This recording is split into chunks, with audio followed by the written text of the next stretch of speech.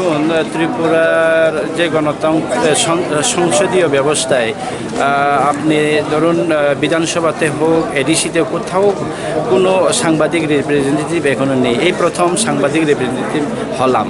ওইটা আমি নিশ্চিত বলতে পারি, এটা আমাদের সাংবাদিক যারা সংবাদ সংগ্রহ করতে, সংবাদ পরিবেশনা যারা করছেন এবং সাংবাদিক যারা আছেন তাদের জন্য একটা মেসেজ যে আমরাও গণতন্ত্রের চতুর্থ স্তম্ভকে ছেড়ে গণতন্ত্রের আরেকটা স্তম্ভে গিয়ে আমরা কাজ করতে পারি।